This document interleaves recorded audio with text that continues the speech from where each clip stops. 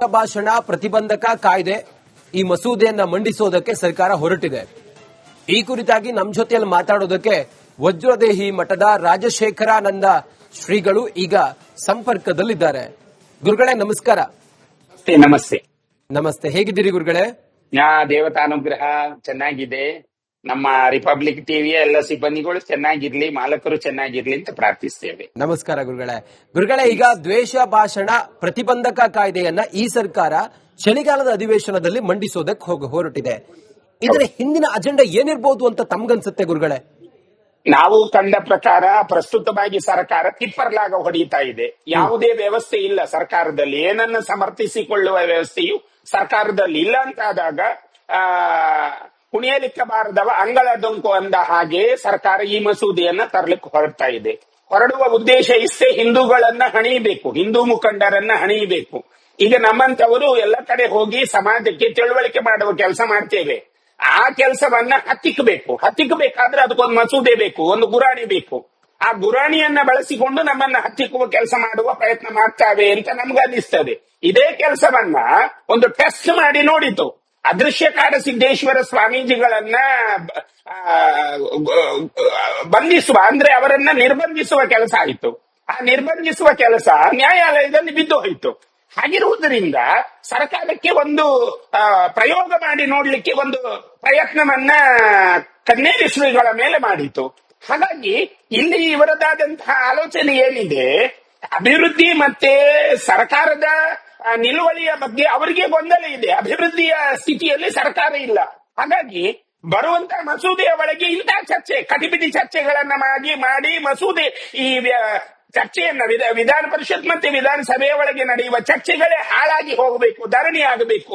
ಇಂತಹ ನಿಷ್ಕ್ರಿಯವಾದ ಪ್ರಯತ್ನಗಳ ಬಗ್ಗೆ ಸರ್ಕಾರ ಸಾಕ್ತಾ ಇದೆ ಅಂತ ಅನ್ನಿಸ್ತದೆ ನಮ್ಗೆ. ಗುರುಗಳೇ, ವಾಕ್ ಸ್ವಾತಂತ್ರ್ಯ ಅನ್ನೋದು ನಮ್ಗೆ ಸಂವಿಧಾನ ಕೊಟ್ಟಂತ ಹಕ್ಕು. ಹೌದು. ಅದನ್ನ ಹತ್ತಿಕ್ಕುವಂತ ಪ್ರಯತ್ನ ಈಗ ಈ ಸರ್ಕಾರ ಮಾಡೋದಕ್ಕೆ ಹೊರಟಿದೆ. ಅದಕ್ಕೆ ಸರಿಯಾದಂತ ಡ್ರಾಫ್ಟ್ ಇಲ್ಲ, ಅದಕ್ಕೆ ಸರಿಯಾದಂತ ನಿಯಮಾವಳಿಗಳಿಲ್ಲ, ಏನೂ ಕೂಡ ಇಲ್ಲ. ಹಾಗಾದ್ರೆ ಇದು ಏನನ್ನ ಸೂಚಿಸುತ್ತೆ ಗುರುಗಳೇ? ಒಂದು ಸರ್ಕಾರದ ನಿರಾಶಾದಾಯಕವಾದಂತಹ ಬೆಳವಣಿಗೆಯನ್ನು ಸೂಚಿಸ್ತದೆ. ಯಾಕೆ ಅಂತಂದ್ರೆ ಅಲ್ಲೊಬ್ರು ಕಾನೂನು ಸಚಿವರು ಎಚ್ ಕೆ ಪಾಟೀಲ್ರು ಒಳ್ಳೆಯ ಒಂದು ಉತ್ತರ ಕರ್ನಾಟಕ, ಕಲ್ಯಾಣ ಕರ್ನಾಟಕದಿಂದ ಬಂದವರು. ಬಹಳಷ್ಟು ವಿಷಯಗಳು ಎಚ್ ಕೆ ಪಾಟೀಲ್ರ ಮುಂದಿದೆ ಇದನ್ನ ಬಿಟ್ರೆ. ಹಾಗಾಗಿ ನಮಗನ್ನಿಸುವುದು ಎಲ್ಲೂ ಸಕ್ಸಸ್ ಆಗದಿದ್ದರೆ ಇಲ್ಲೂ ಒಂದು ಸಕ್ಸಸ್ ಅನ್ನ ಪಡೆಯುವ ಅನ್ನುವಂತ ಒಂದು ಏನೋ ಅವರ ತಲೆಯಲ್ಲಿ ಹೊಕ್ಕಿದೆ. ಆದ್ರೆ ನಮ್ಮ ಅಭಿಪ್ರಾಯದ ಒಳಗೆ ಇದರಲ್ಲಿ ಸರ್ಕಾರ ಸಕ್ಸಸ್ ಆಗೋದಿಲ್ಲ ಅನ್ನುವುದನ್ನ ಖಂಡ ತುಂಡವಾಗಿ ಹೇಳಬಲ್ಲೆ. ಯಾಕೆ ಕೇಳಿ, ಒಂದು ದ್ವೇಷ ಭಾಷಣವನ್ನ ಹತ್ತಿಕ್ಕುವುದು ಏನು ಅಂದ್ರೆ ಸಮಸ್ಯೆಯನ್ನ ಸಮಾಜಕ್ಕೆ ಮುಟ್ಟಿಸುವ ಕೆಲಸ ಆಗ್ತದೆ. ಈಗ ಮೊನ್ನೆ ಮುಖ್ಯಮಂತ್ರಿಗಳೇ ಒಂದು ಭಾಷಣವನ್ನ ಮಾಡಿದ್ರು, ಮೇಲ್ಜಾತಿಯವರು ಕೆಳಜಾತಿಯವರನ್ನು ತುಳಿತಾ ಇದ್ದಾರೆ ಅಂತ. ಹಾಗಿದ್ರೆ ಸಾಮಾನ್ಯ ಮುಖ್ಯಮಂತ್ರಿಗಳ ಮೇಲೇನೆ ನಾಳೆ ಕೇಸ್ ಆಗಬೇಕಾ ಈ ಮಸೂದೆಯ ಒಳಗೆ? ಅದನ್ನ ಬಯಸ್ತಾರ ಸಾಮಾನ್ಯ ಮುಖ್ಯಮಂತ್ರಿಗಳು? ಹಾಗಾಗಿ ನಮ್ಗನ್ನಿಸುವುದು ಈ ಫೇಲ್ಯೂರ್ ಏನಿದೆಯಲ್ಲ ಅದನ್ನ ಮುಚ್ಚಿಕೊಳ್ಳಿಕ್ಕೆ ಈ ಕೆಲಸ ಮಾಡ್ತಾರೋ ಅನ್ನುವಂತ ಒಂದು ಗುಮಾನಿ ಕಾಡ್ತಾ ಇದೆ ಇದ್ರೊಳಗೆ. ಇಂತಹ ಕೆಲಸವನ್ನು ಯಾಕೆ ಸರ್ಕಾರ ಮಾಡಬೇಕು? ಇದರಲ್ಲಿ ಸರ್ಕಾರದ ಪಾತ್ರ ಏನಿದೆ? ಈಗ ನೋಡಿ, ದ್ವೇಷ ಭಾಷಣ ಅನ್ನುವುದು ಇಲಾಖೆಗೆ ಗೊತ್ತಾದ್ರೆ ಅವರೇ ಅದನ್ನ ಹತ್ತಿಕ್ಕುವ ಕೆಲಸ ಮಾಡ್ತಾರೆ. ಅಲ್ಲಿ ಬೇಕಾದಷ್ಟು ಕಾನೂನುಗಳು ಇದ್ದಾವೆ, ಹೊಸ ಕಾನೂನು ಯಾಕೆ ಬೇಕು? ಬೇಕಾದಷ್ಟು ಕಾನೂನುಗಳು ಇದ್ದಾವೆ. ಮೊನ್ನೆ ನೋಡಿ, ನಿಮ್ಗೊಂದು ಉದಾಹರಣೆ ಹೇಳಬೇಕು ರಂಜಿತ್ ಅವರೇ. ಮೊನ್ನೆ ನಾವು ಇಲ್ಲಿಗೆ ಕೊಪ್ಪಕ್ಕೆ ಬಂದು ಹಿಂದೂ ದತ್ತ ಜಯಂತಿಯ ಉದ್ದೇಶವಾಗಿ ಹೋಗುವಾಗ ನಮ್ಗೆ ಅಲ್ಲಿಯ ಮಾನ್ಯ ಆರಕ್ಷಕ ಇಲಾಖೆಯ ಅಧೀಕ್ಷಕರು ಒಂದು ಪತ್ರವನ್ನ ಕೊಡ್ತಾರೆ, ನೀವು ಹೇಗೆ ಭಾಷಣ ಮಾಡಬೇಕು ಅನ್ನುವುದನ್ನ ನಮ್ಗೆ ಹೇಳ್ತಾರವರು. ಅದರಲ್ಲಿ ಸರ್ವೋಚ್ಚ ನ್ಯಾಯಾಲಯದ 10 ಹಲವಾರು ವಿಷಯಗಳು ಅದರೊಳಗಿದ್ದಾವೆ. ಅದನ್ನೆಲ್ಲ ಓದಿಕೊಂಡು ನಾವು ಮಾತಾಡುವಂತಹ ಪರಿಸ್ಥಿತಿ ಇವತ್ತಿದೆ. ಹಾಗಾಗಿ ಇನ್ನೊಂದು ಯಾಕೆ ಬೇಕು? ಇನ್ನೊಂದನ್ನ ಯಾಕೆ ಇವರು ತರಬೇಕು ಅಂದ್ರೆ ಹಿಂದೂಗಳನ್ನ, ಹಿಂದೂ ನಾಯಕರನ್ನ ಹಣಿಯಬೇಕು, ಅವರನ್ನ 7 ವರ್ಷ ಜೈಲಿನೊಳಗೆ ಇಡಬೇಕು. ಅದರಲ್ಲಿ ಬಿಜೆಪಿಯ 10 ಹಲವಾರು ನಾಯಕರು ಬರ್ತಾರೆ, ಇವರಿಗೆ ಬೇರೆ ಮಾರ್ಗ ಇಲ್ಲ, ಅದಕ್ಕೆ ಇದನ್ನು ಬಳಸ್ತಾ ಇದ್ದಾರೆ. ಗುರುಗಳೇ, ಇನ್ನೊಂದು ವಿಚಾರ, ಅವರು ಕೊಡುವಂತ ಸಕಾರಣ ಯಾವುದು ಅಂತ ಕೇಳಿದ್ರೆ ಈ ಕಾಯ್ದೆಯನ್ನ ತರೋದಕ್ಕೆ ಸಮಾಜದ ಸ್ವಾಸ್ಥ್ಯವನ್ನ ಹಾಳು ಮಾಡುವಂತ ಕೆಲವರ ವಿರುದ್ಧ ಇದು ಸಮರ್ಪಕವಾಗಿ ಈ ಒಂದು ಕಾಯ್ದೆ ಅನ್ವಯ ಆಗತ್ತೆ ಅನ್ನೋದನ್ನ ಹೇಳ್ತಾ ಇದ್ದಾರೆ. ಹಾಗೂ ಈಗ- ನೋಡ್ಬೋದಲ್ಲ ಗುರುಗಳೇ, ನಾವು ಸಮಾಜದ ಸ್ವಾಸ್ಥ್ಯ ಹಾಳು ಮಾಡ್ತಾ ಇದ್ದಾರೆ ಈಗ- ಅಥವಾ ಕೋಮುಗಳ ನಡುವೆ ಈ ರೀತಿಯ ಭಾಷಣಗಳು ದ್ವೇಷವನ್ನ ಹುಟ್ಟಿಸಬಹುದು. ಈ ಕಾರಣಕ್ಕೋಸ್ಕರ ಈ ಒಂದು ಕಾಯ್ದೆ ಬಂದ್ರೆ ಉತ್ತಮ ಅನ್ನುವಂತ ವಿಚಾರವೂ ಕೂಡ ಇದೆ ಗುರುಗಳೇ. ರಂಜಿತ್ ಜಿ, ಒಂದನ್ನ ಗಮನಿಸಬೇಕು. ಹುಬ್ಬಳ್ಳಿಯ ಘಟನೆ ಆಯ್ತಲ್ಲ, ಹುಬ್ಬಳ್ಳಿಯ ಘಟನೆಯಲ್ಲಿ ಕೋಮುಗಲಭೆಗೆ ಅವಕಾಶ ಆದ ಘಟನೆ ಯಾವುದು? ಯಾವುದ್ರ ಮೇಲೆ ಕೇಸ್ ಆಯ್ತು? ಆವಾಗ ಯಾವ ಸರ್ಕಾರ ಇತ್ತು? ಇವರೇನ್ ಮಾಡಿದ್ರು? ಆ ಕೇಸನ್ನು ಹಿಂತೆಗೆದುಕೊಂಡ್ರು ಕ್ಯಾಬಿನೆಟ್ ಮೀಟಿಂಗ್ ಅಲ್ಲಿ ಮಾಡಿ. ಆಮೇಲೆ ಡಿಜೆ ಹಳ್ಳಿ ಕೆಜೆ ಹಳ್ಳಿ ಗಲಭೆಯ ಅಲ್ಲಿ ಗಲಭೆ ನಡೆದದ್ದು, ಅಲ್ಲೇನು ಇದನ್ನು ನಡೆದಿದ್ದು, ಗಲಭೆ ನಡೆದಿದ್ದು. ಹಾಗಿದ್ರೆ ಗಲಭೆ ನಡೆದಾಗ ಆ ಕೇಸನ್ನು ಇವರಿಗೆ ಹಿಂತಕೊಳ್ಳಿಕ್ಕಾಯಿತು, ಹೆಂಗ್ ತಗೊಂಡ್ರು?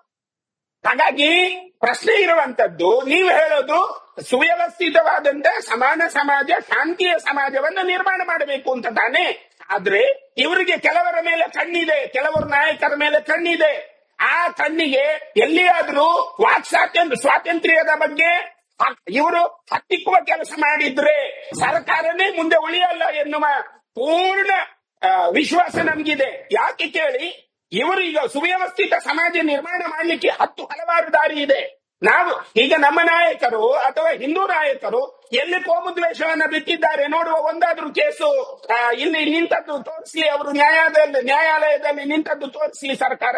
ಹಾಗಾಗಿ ಸರ್ಕಾರಕ್ಕೆ ನಮ್ಮ ಆಗ್ರಹ ಇಷ್ಟೇ, ನೀವು ಸ್ವಸ್ಥ ಮತ್ತು ಸದೃಢ ಮತ್ತು ಸಮಾನ ಶಾಂತಿಯ ಸಮಾಜ ನಿರ್ಮಾಣ ಮಾಡಬೇಕಾದ್ರೆ ಎರಡೂ ಕಡೆಯಲ್ಲೂ ಚಪ್ಪಾಳೆ ಹೊಡೆಯುವ ಕೆಲಸ ಮಾಡಿ. ಯಾರನ್ನೋ ಓಲೈಕೆ ಮಾಡಿ, ಯಾರಿಗೋ ನೀವು ಉಪಕಾರ ಮಾಡ್ಲಿಕ್ಕೆ ಹೋದ್ರೆ ಮುಂದೆ ಅದೇ ಉಪಕಾರ ನಿಮ್ಗೆ ತಿರುಗುಬಾಣವಾಗ್ತದೆ.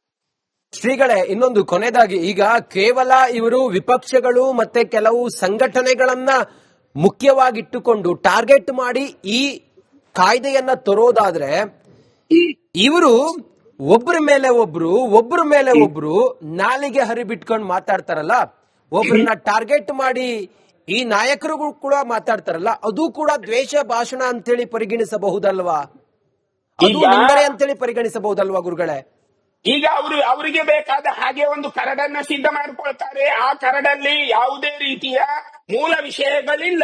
ಆ ಕರಡೆ ಅಯೋಮಯವಾಗಿದೆ, ಅಸ್ತವ್ಯಸ್ತವಾಗಿದೆ. ಕರಡನ್ನೇ ಸಮಾಜಕ್ಕೆ ಬಿಡಬೇಕು. ಈಗ ಒಂದು ಮಸೂದೆಯನ್ನ ಇವರು ನಿರ್ಮಾಣ ಮಾಡಬೇಕಾದ್ರೆ ಅದನ್ನ ಸಾರ್ವಜನಿಕವಾಗಿ ಬಿಡಬೇಕು ಮೊದಲು. ನೀವು ನಾಳೆ ಅಧಿವೇಶನ ಇದೆ ಅಂತ ತರಾತುರಿಯಲ್ಲಿ ನೀವು ಮಸೂದೆಯನ್ನ ಹಾಕ್ಲಿಕ್ಕೆ ಹೋದ್ರೆ ಮುಂದೆ ನಿಮ್ಮನ್ನ ಹಿಂದೆ ಮಾಡುವಂತ ನಾಗರಿಕರು ಖಂಡಿತ ಹುಟ್ಟಿಕೊಳ್ತಾರೆ. ಇದನ್ನ ಯಾರು ಬಯಸುವುದಿಲ್ಲ. ಸರ್ಕಾರಕ್ಕೆ ನಮ್ಮ ಎಚ್ಚರಿಕೆ ಇವಲ್ಲ, ನಮ್ಮ ಆಗ್ರಹ. ಸರ್ಕಾರ ಹಲವು ಬಾರಿ ಎಡವುತ್ತಾ ಇದೆ. ಎಡವಬೇಡಿ, ಒಳ್ಳೆ ಕೆಲಸ ಮಾಡಿ, ಒಳ್ಳೆ ಕರ್ತವ್ಯವನ್ನ ಮಾಡಿ, ಜನಮಾನಸ ಮೆಚ್ಚಲಿ. ಈಗಾಗಲೇ ನೀವು ಒಳ್ಳೆ ಕೆಲಸಗಳನ್ನ ಮಾಡ್ತಾ ಇದ್ದೀರಿ ಅಂತ ನಿಮ್ಮನ್ನೇ ನೀವು ಬೆನ್ನು ಚಪ್ಪರಿಸಿಕೊಳ್ತಾ ಇರುವಾಗ ನಮಗೂ ಅದರ ಬಗ್ಗೆ ಒಲವಿದೆ, ಮಾಡಿ. ಆದ್ರೆ ಇಂತಹ ಒಂಥರ ಖಗೋಲೆಯನ್ನ ಮಾಡುವಂತ ಮಸೂದೆಯನ್ನ ನೀವು ತಂದು ಸಮಾಜವನ್ನ ಹತ್ತಿಕ್ಕುವುದು, ನಾಯಕರನ್ನ ಹತ್ತಿಕ್ಕುವುದು, ವಾಕ್ ಸ್ವಾತಂತ್ರ್ಯವನ್ನ ಹತ್ತಿಕ್ಕುವುದು, ಅದನ್ನು ನಿಮ್ಗೆ ಹುಬ್ಬಳ್ಳಿಯ ವಿಷಯದಲ್ಲಿ ಮಾಡಬಹುದಿತ್ತು. ಅದನ್ನ ನಿಮ್ಗೆ ಕೆಜೆ ಹಳ್ಳಿ ಡಿಜೆ ಹಳ್ಳಿ ವಿಷಯದಲ್ಲಿ ಮಾಡಬಹುದಿತ್ತು. ಇದು ಯಾವುದು ಮಾಡದೇನೆ ಇವತ್ತು ತರಾತುರಿಯಲ್ಲಿ ಮಸೂದೆಯನ್ನ ತರಲಿಕ್ಕೆ ನೀವು ಹೊರಟಿರೋದು ಸ್ವಲ್ಪ ಆತ್ಮಹತ್ಯೆ ಮಾಡಿಕೊಳ್ಳದಂತಹ ಸ್ಥಿತಿ ನಿರ್ಮಾಣ ಆದ್ರೆ ಒಳ್ಳೆಯದು ಅಂತ ನಮ್ಮ ಅನಿಸಿಕೆ. ಥ್ಯಾಂಕ್ ಯು ಸೋ ಮಚ್ ಗುರುಗಳೇ, ರಿಪಬ್ಲಿಕ್ ಕನ್ನಡದ ಜೊತೆಗೆ ಇಷ್ಟೊತ್ತು ಮಾತಾಡಿದ್ದಕ್ಕೆ ಧನ್ಯವಾದ. ನಮಸ್ತೆ.